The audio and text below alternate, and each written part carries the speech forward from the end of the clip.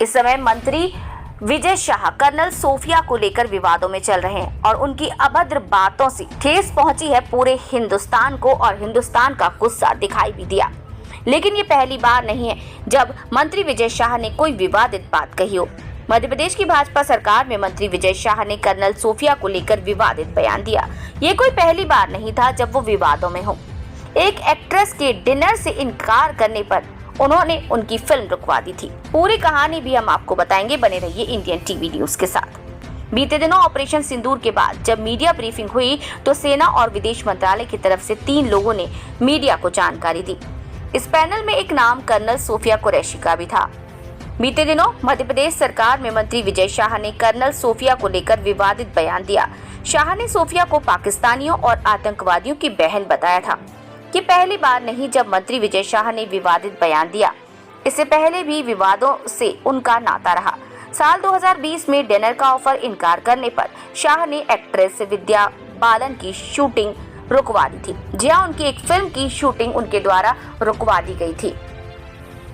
मामला साल 2020 का है। मध्य प्रदेश के जंगलों में एक्ट्रेस विद्या बालन की शूटिंग चल रही थी।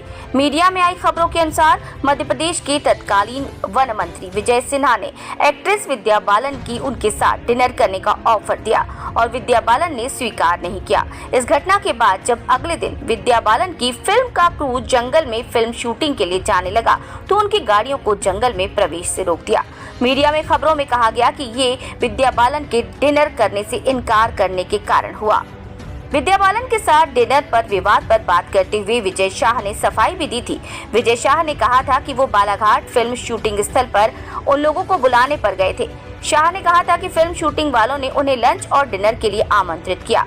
शाह ने दावा किया कि आमंत्रण के बाद उन्होंने एक्ट्रेस के साथ डिनर करने में असमर्थता जताई क्योंकि शाह को उसी दिन महाराष्ट्र के लिए निकलना था। उन्होंने कहा कि मैंने दौरे के बाद ऑफर स्वीकार नहीं किया था, ऐसा विजय शाह का कहना है। लेकिन उनकी की गई टिप्पणियों से तो ऐसा लगता है कि उनकी टिप्पणियां केवल बातें ही हैं। फिलहाल तो ढेर सारी कार्यवाही उनके खिलाफ चल रही है क्योंकि उनके द्वारा दिए गए कर्नल के ऊपर इस तरह के विवादित बयान पर बातें चल रही हैं और देश की बेटी सोफिया को जो उन्होंने कहा वो शायद देश सहन नहीं कर पा रहा है। इसी वजह से ये सारी बातें निकलकर सामने आ रही हैं और अब गड़े मुर्दे भी उखाड़े जा रहे हैं। अब विद्या बालन की कहानी में कितनी सच्चाई है ये तो नहीं पता, पर ये विवादित बयान अभी सुर्खियों में है और इस पर अदालत ने भी अपना रुख कड़ा कर लिया है।